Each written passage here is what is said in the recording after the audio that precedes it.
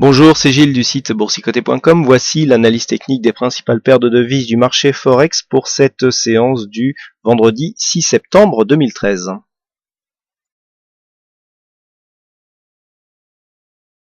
Nous commençons ces analyses avec la paire de devises euro-dollar, donc qui reste ici dans son trend baissier. Nous avions eu un début ici de retournement avec une attaque un peu plus appuyée sur cette moyenne mobile 20 exponentielle.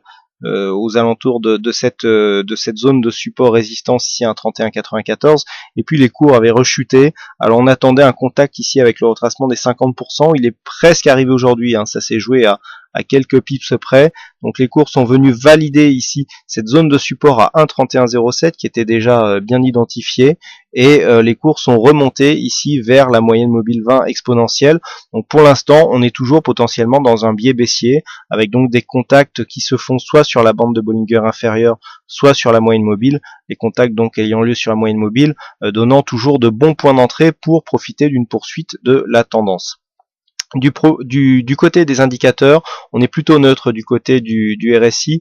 On commence à avoir poindre ici un signal de rebond technique sur le stochastique, accompagné par un petit signal ici que nous voyons sur le MACD. Attention aux divergences qui commencent à apparaître. Ici nous voyons bien une succession de nouveaux points bas que l'on ne retrouve pas ici sur le RSI, le RSI est montant, que l'on ne retrouve pas sur le stochastique. Nous avons aussi une divergence sur ce stochastique, ça sera peut-être plus visible, voilà, donc sur cette vue un peu agrandie, et donc idem sur les histogrammes du MACD qui, on le sait, sont très sensibles aux divergences. Normalement il faut même le faire avec les moyennes, mais bon, avec les avec les histogrammes on peut arriver à en voir aussi.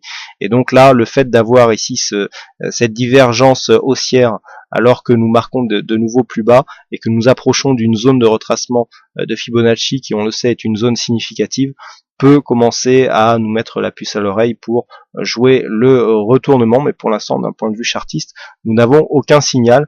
La baisse est très technique. On est venu ici aujourd'hui se placer entre le retracement des 50% et le 38,2%. On est proche toujours de cette zone des 1,3194, mais le biais reste baissier d'un point de vue court terme par rapport au fond de tendance qui, lui, le tendance moyen terme, reste orienté à la hausse.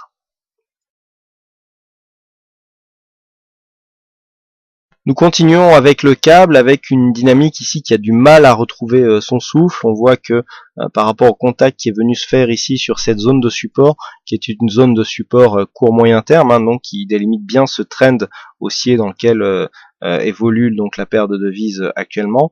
Suite à ce contact, on a du mal à retrouver une dynamique assez forte qui serait en mesure de nous éloigner de cette zone de support et donc de cette zone de potentielle cassure. Quoi qu'il en soit, les cours évoluent quand même dans la majorité au-dessus de cette moyenne mobile exponentielle, avec des contacts sur la bolle supérieure qui sont assez répétés, donc la tendance court terme est haussière, et nous n'avons pour l'instant pas trop de signaux de retournement, des petits signaux techniques ici d'affaiblissement suite à l'inscription de nouveaux plus hauts, mais un biais qui reste quand même assez volatile, avec une zone de point bas ici sur le retracement des 23,6 à 1,5573, qui était précédemment plutôt une zone de point haut ici sur cette phase d'évolution. Donc pour l'instant, techniquement, nous sommes toujours sur un biais haussier court terme, même si le manque de dynamique commence à être assez visible, et c'est plutôt de mauvais augure pour la poursuite de cette tendance, puisque suite au contact ici que nous avons eu sur cette zone de support, il aurait été préférable d'avoir ici un biais plus dynamique pour casser casser dans la continuité cette zone des 1,5720. Donc quoi qu'il en soit, le biais reste haussier sur ce cross de devise, et donc nous sommes en ligne par rapport à la tendance moyen-long terme.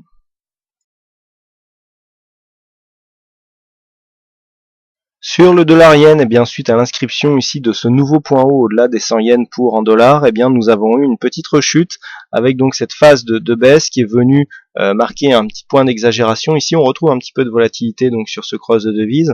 On est revenu chercher ici un peu de force sur la moyenne mobile 50, petite phase d'exagération qui est en train d'être reprise. On a confirmé ici une ancienne zone de point haut avec cette résistance intermédiaire à 98,86 qui est en train de se confirmer comme une zone de support, puisque nous voyons ici sur cette bougie, on l'a enfoncé, mais on est en train de se stabiliser légèrement au-dessus de cette zone. Donc du point de vue de la poursuite de la tendance, on est toujours ici dans une dynamique de cassure, avec ici donc cette cassure, accélération, on vient marquer un nouveau plus haut, On vient ici marquer un petit point de consolidation, on confirme un ancien point haut comme un peut-être nouveau plus bas, et donc pour l'instant la dynamique reste haussière d'un point de vue court terme, et on confirme ici la sortie de cette tendance de consolidation long terme, hein, puisque je rappelle, nous étions ici dans une phase de temporisation. On voit ici que le biais reste haussier avec cette zone de support majeure ici, hein, qui évolue donc sous les cours, et donc cette résistance rouge ici qui venait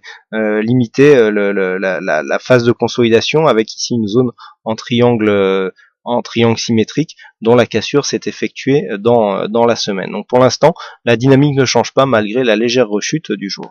Voilà ce que nous pouvons dire sur l'analyse technique de ces principales paires de devises du marché Forex. Il ne me reste plus qu'à vous souhaiter à toutes et à tous une bonne soirée, un bon week-end, bonne chance dans vos prochains trades. Et on se retrouve donc dès la semaine prochaine pour d'autres analyses techniques en vidéo. Bon week-end à tous.